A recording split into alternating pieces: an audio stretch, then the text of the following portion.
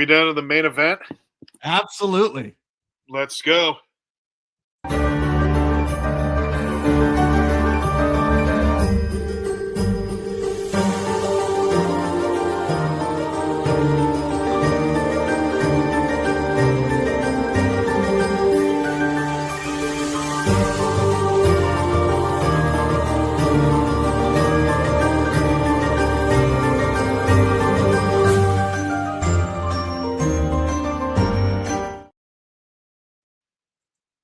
Welcome to the party, pal.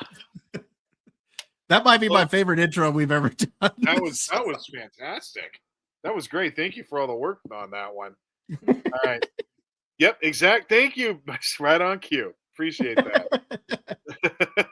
If you can't say that it's or if you say it's not a Christmas movie after that intro, I mean, how much more Christmas can you get? You really got to re-examine your priorities. But yeah, oh yes, it is a Christmas movie. Yes, it is. It is, folks. It is. And why is that? It's because it's surrounded by all the chaos, the action, all the firepower you get in this movie. Is surrounded by wonderful, beautiful little lights all around. That's why that's a Christmas movie. There's distinctly a Christmas tree in it. There's Christmas music in it. Yep. It all happens on Christmas Eve. In fact, the whole plot happens because it's Christmas Eve. The whole point as to why they went in when they did was because there wasn't going to be anybody in the tower except the people for the Christmas party, and they were all going to be at one location. That made it a lot easier for them to do what they had to do. And then, of course, McClane goes to visit his family because it's Christmas. And it's all about family reconciliation, which is a Christmas theme. So this is a Christmas movie. And only 8 minutes of anything related to Christmas. Says you, caveat. Sorry. For rules. But we'll get back into that in a little bit. But we can go ahead and just talk about the movie. I got to admit, I had not seen Die Hard in years since I was a teenager. It has been that long since I have seen Die Hard. And I had forgotten quite a bit about Die Hard.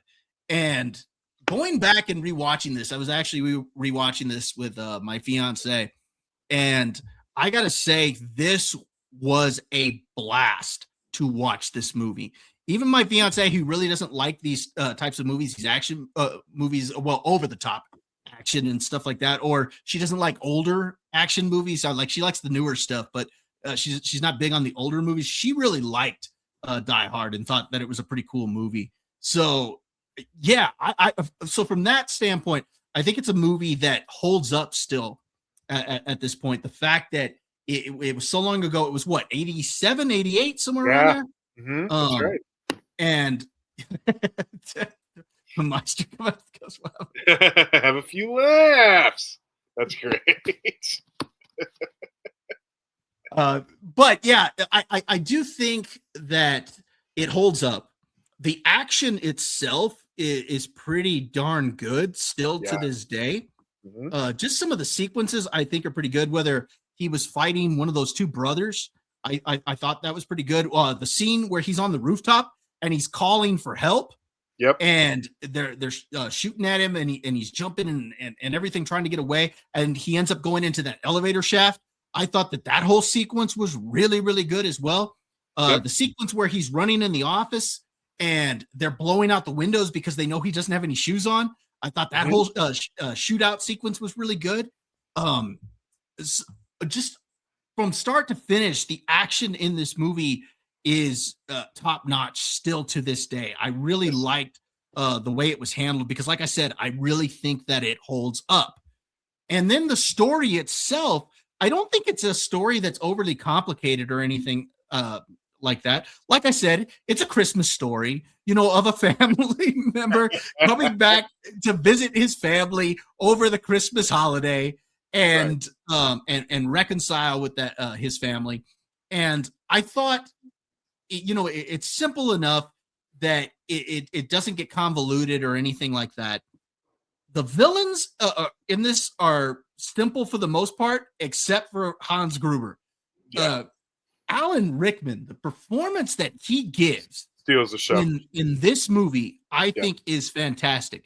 Just in the way he delivers his lines, the looks he gives, and everything is great. Like one sequence in particular was, I can't remember the name of the guy, but hey, Cyfax, I Hi. see you in the chat. How Hey, you doing, Cyfax. man? It's good to see you. Thank you, sir. But yeah, the Hans Gruber, the way he delivers his lines is fantastic. And this one particular sequence, and I can't remember the name of the actor. He played in Supergirl, but he's the guy who was doing all the cocaine, and he's got he was trying to hit on the wife or whatever. Ellis. But he comes in and he's like, I can give him to you. I make Yeah. deals all the time, you know. And you can see like Hans Gruber, like, Yeah. the looks that he gives, Yeah. and the way he delivers his lines during those sequences, or during that sequence, I think it are perfect. Alan Rickman, I think, is one of the all-time greats. We lost him way too early. Way too early. He has played so many roles, and every single role he plays, he elevates that role. Yes. Like, I don't think anybody else could pull off those roles the way that he does. Like, I have not seen a sheriff of Nottingham who I even think's as good as him as he was in Robin Hood, Prince of Thieves. What? The way he played Snape in the Harry Potter movies, I don't think the actor who's playing him now in the TV show, he's got some big shoes to fill, and there's no way I think he can fill them. Oh. You know, Alan Rickman he was one of a kind. Just every single role he was in, he elevated. And Hans Gruber is one of those where he's just the perfect villain, and he was the perfect actor to play this villain. I was just I had a blast going back and rewatching this movie. Again, great action. You have a great protagonist, a great antagonist. Yeah. Exactly. Yeah. There you go. Uh-huh. Yeah. I mean, everything about this movie is a lot of fun. The one thing I do want to point out, the cops and the FBI in this movie are dumb. Yeah. Gosh, they are dumb. The decisions they make and the things that they do in this movie are so idiotic, it's unfathomable. I mean, it's obviously it's done that way for a reason, but yeah, that's probably the biggest thing that I think is far-fetched with the movie, is the fact that every single one of them are so dumb, minus Carl Winslow. Can't remember the name of the character, but our Carl Winslow. Everybody remembers that character. You're going to remember that. It's funny. Another cop. How about that, right? Crazy. Yeah. He's the only one that's got any sense to him whatsoever. Yeah, that fantastic. You know, and one other thing I want to point out is there's actually a lot of good setup and payoff with this movie. So, like, remember earlier in the film when they're talking about the Rolex that she's got, and it's supposed to be like a symbol of her work and her commitment to that life over her family and everything. And then at the end, Hans Gruber's holding on to that, and Bruce Willis takes that off, and that's how he ends up falling. You know, so it's a setup and a payoff. You set up the fact that, again, Carl Winslow, that's what I'm going to call him. Yes, that's call him it. Yeah, so Carl Winslow, he talks about how he couldn't shoot his gun anymore because of what ended up happening. And so he ends up, firing his gun at the end. Again, set up, payoff. So there's a lot of that with this film. This is, like I said, a simple story, but it's so well executed. I love this movie. Just a quick point on Alan Rickman as the Sheriff of Nottingham. What's one of the best lines he says in Robin Hood? I'm going to cut your heart out with a spoon. That's one of them. Here's the other, and it's applicable for this evening. And cancel Christmas. Thank you very much. Shout out to Alan Rickman. Bob, I got to echo everything you just said. Now, see, this was the great stuff about movies back then. It wasn't uncommon. We would get like 2 or 3 big action movies like this back then. And they were such a treat to look forward to. Now we couldn't see them as when we were kids, but luckily we got to see them later on. And like you said, they still hold up. They always do, which is fantastic. Okay, I got to ask because you just said that. How old were you when you saw Die Hard? I'm trying to think. I don't think it was too far after Terminator 2, which was 12. Nah, it may have been a couple more years. I think it was actually about a freshman of high school, so it's probably about 15. Yeah. Yes. Yes. Very well played. Yes.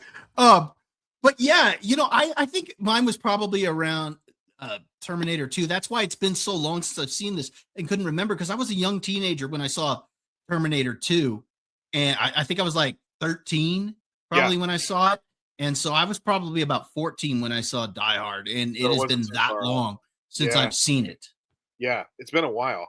The only reason I got to check it out more recently was because when one of our first Christmas parties that we actually had in our house was before we had kids, and we were trying to find something to watch. And this one of my dearest friends walks up and he goes, "Dude, just put on Die Hard." And I'm like, "That's it. That's exactly what we put on." And it was a blast the whole time, the entire time. Fantastic. I can't disagree with anything you just said, Bob. We do need to give a shout out to Alan Rickman because he is truly one of the best out there that ever did do it on the screen. Absolutely. He was absolutely exceptional as the villain in this movie. Like so many of his lines are so memorable from this film.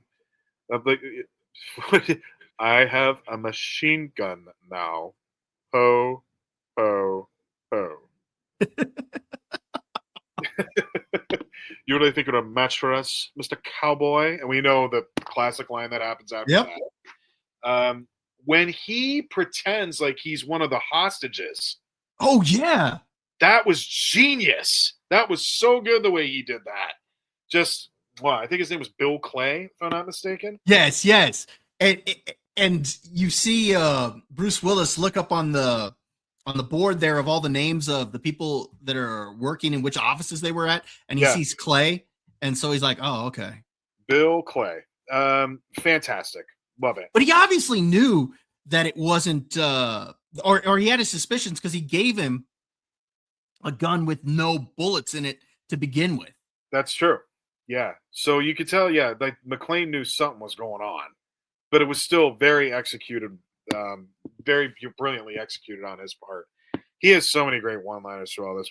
We Bob and I will go in through all of those in our private time. We don't have to bombard the show with that. But yes to Alan Rickman. Yes to the fact that this is one of those great action movies that we got from when we were all young that we can still all appreciate.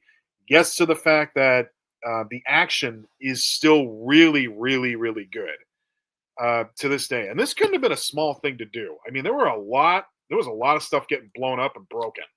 Yeah. Actually, I'll try to see if I can find the budget for it. Budget and box office. Yeah, I'm curious what this made. So, this is crazy. The budget back then was $28 million. Okay. The domestic box office was 83 to 85 million. That's what it took in. So this made some pretty good money. Well, and then the worldwide box office was 140 to 144 million. So yeah, this did make some pretty good money. So that and you could tell pretty much everything back in those days. I mean, it was all practical. So yeah, you're not going to have all this excess spent on CGI and stuff like that. So I think you could make movies for a lot cheaper back in those days. Even if you use inflation, that still would only come up to what, like 80 million or something like that? Probably. Yeah, something like that. So yeah, this made really, really good money. Very good money. Yes, it was released in July of '88. That doesn't mean it's not a Christmas movie. Sorry. Well, no, but the reason why they released it in July is because, they got to get you ready for Christmas. 6 months out. How about that? Yeah, it did. Yeah, it did. That's true. That's another good point. We keep forgetting about how big VHS was back then and how big it was to rent things. So great point, Caveat. Appreciate that. What would you rate this compared to Bruce Willis's other roles? Because Syfax pointed out that 90s Bruce Willis was just iconic in most of his roles. How would you compare this to some of his other great roles? Without You this know, role, I don't think we get 90s Bruce Willis. okay. You know what I mean? Like, I think this sets it up for 90s Bruce Willis. Now, don't get it twisted. Syfax is not wrong about that. Bruce Willis in the 90s was epic. I mean, that's pretty much how he became a mainstream name. Was back then, because I mean, you could put him right up there with Schwarzenegger and Stallone in terms of being a well-known action guy. Hey, there's a reason why he was in the Expendables. I rest my case. Yeah, because that was the whole point, to have him like be on screen at the same time with Schwarzenegger and Stallone. Well, and the thing about Bruce Willis is that, yes, he was known for being more of, I'm trying to find his filmography. He was known for being more of an action movie star. But I saw him in stuff that would also make me laugh out loud, like belly laugh. Like, there was a movie called Blind Date with Kim Basinger. I think I remember that one. He's hysterical in that movie. He's so good. And I think he kind of gets criminally underrated for the fact that he could do other stuff. Like, he had range.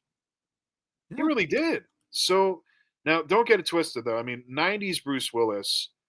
I mean, you could even, you know what, Bob? We could even make the argument that he had a really good run in 2002, because 2000 was unbreakable.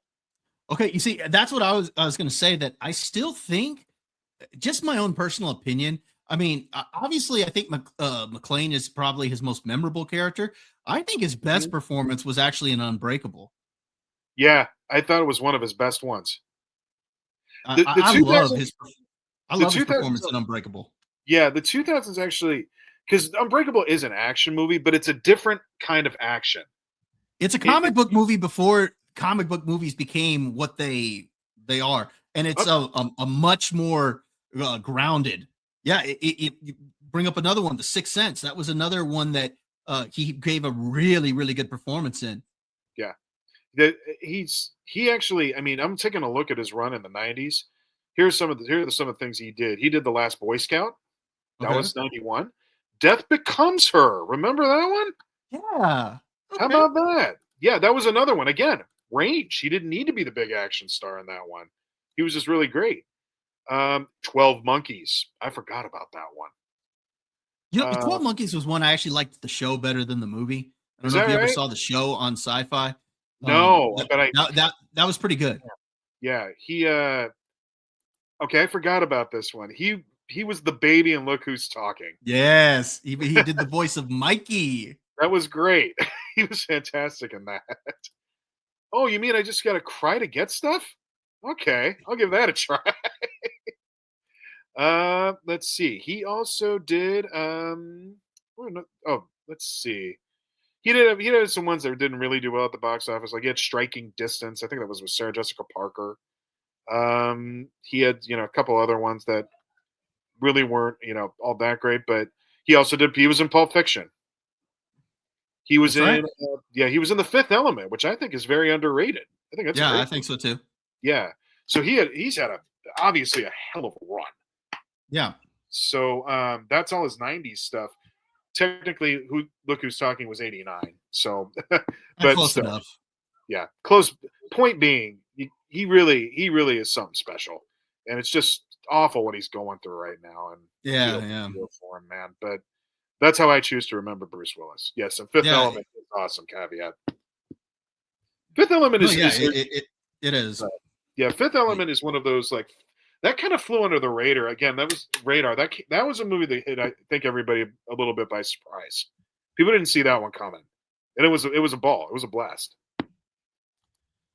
So now, before we actually get into our final thoughts as far as whether Die Hard is a Christmas movie or not, let's pull up the critic list score. I'm just curious what we got here. So great call.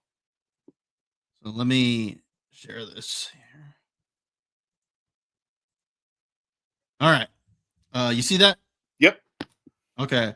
So right now, Die Hard is sitting at a 94% with 242 voters. I still need to go ahead and add my review. We'll do that after this, but here we got 100%, 100%, 100%, 98%, 100%, 100%. I'm sure we're going to see a lot of that 75, 92. We're seeing a lot of most excellence with It's this. high up. It's high up there, man. Yeah, 50%. Well, are you kidding whoever me? you want, that guy is going to get. When we start really utilizing this, yeah, he's going to be in trouble for that. Yeah, 95, 98. Yeah, a lot. I'd say it's overwhelmingly most excellent on this. I don't even need to keep going through that, but yeah, it's sitting at a 94% with that. So yeah, obviously a very highly rated movie. Really great. Yeah. And it's easy to see why, because I like I said, this is a solid movie from start to finish. And back to the question of whether this is a Christmas movie or not, this is a great Christmas movie. See, we have to point out that we have to get this thought out of our heads that Christmas movies have to be a family movie or something like that. This is a Christmas movie. It's got all the elements that you want from a Christmas movie in it, plus all the action that you would get from a regular action movie. So this is a great blend here. I'm of the opinion that this is a Christmas movie. I do think that Die Hard is a Christmas movie. I think that it's a film you can watch on Christmas and you can appreciate the story that it gives, but it's also a movie that you can watch it all year round. But Home Alone is a movie I think I can watch all year round, and nobody would argue that that's not a Christmas movie. Well, there are a few out there that would argue, but I think most people would agree that's a I think movie. That you'd have a hard time making the case to me that that's not one. It's got way too much of that in there, and then that was kind of half the charm when it came out too. Watching tonight. Caveat's really big on this evening. Yeah. Well, they actually have a group over on Critical is called Die Hard is Not a Christmas Movie, and yeah, so that's got some caveats part in there, and I'm also part of that group as well. Okay. I don't think there are any set in the zombie apocalypse. Not yet. That actually would have been great if that was like Zombieland 3, The Christmas Tale. Oh, that would be kind of interesting, actually. That would be fun. That would be really funny. Yeah, that's I'd be down for that. But yeah, no, I do think it's a Christmas movie. What do you say, Derek? 100% it's a Christmas movie. And the reason is because if you have enough people saying that it is one, then people believe that. And I'm the biggest Scrooge ever, but I know that he is the leader of that group. So. Yes, of course. That math adds up. No, but that's why people do watch this, because they want to believe. And that's the whole purpose of this time of the year, isn't it? Is that you believe in something a little bit bigger than yourself, or what it's supposed to be anyway. Yep. I'm the Scrooge here, so I think that's what it's about. So, but point being, if enough people feel that way about it, then it's unanimous. It is. Enough said. That's what. There we go. All right. So so we here on this show, we are giving the definitive answer. Well, this is a Christmas movie. Yep. Caveat, we apologize. You're overruled. Macaulay Culkin agrees with me. Well, actually, he did. He came out and was talking about that recently, that he said that Die Hard was not a Christmas movie. Hey, you know what, sir? We're trying to throw you a bone here, and we think we've been very nice to you in terms of Home Alone. So we're going to just pretend you didn't say that. Okay? Mr. McAllister, thank you. I know. You know what's funny is that Macaulay Culkin, he was the more famous Culkin growing up, but yet Kieran is the one who actually has the Academy Award. Crazy enough, isn't it? Yeah. That's pretty nuts. And you're right, Caveat. It's not unanimous, but on our show it is. So we're going to consider it as such. All right. Well, folks, go see Die Hard. And by the way, the other ones are not bad action movies as well. You get a pretty good time with all of them. This is the best, I mean, in my opinion, and I don't think Bob's going to argue with me there. But yeah, excuse me, all of them are fun. All of them are a good time. So feel free to watch any of them. I don't think you'll walk away disappointed. See, I actually need to go back and rewatch all the others because it has been so long since I've seen them all. So yeah. I do want to go back and rewatch them. So yeah, give it. You won't be disappointed. You have a good time. All right. Well, that was Die Hard. I am so happy we covered that tonight. That was so Absolutely. great. Just fantastic. And I'm pretty sure that Carl Winslow only played a cop, like through pretty much all of his acting career. Like a very nice, genuine cop. That was what he was. So there you are. See, we come to common ground. So, thank you, Caveat. We appreciate that's what this show is about, common ground. We finally found the common ground, and you got there with us. So we appreciate that, Caveat. All right. Well, enough said on Die Hard. Yeah, I think so. But yeah, it's a lot of fun. So yeah, definitely check it out if you haven't seen it. Yep. Have a good time.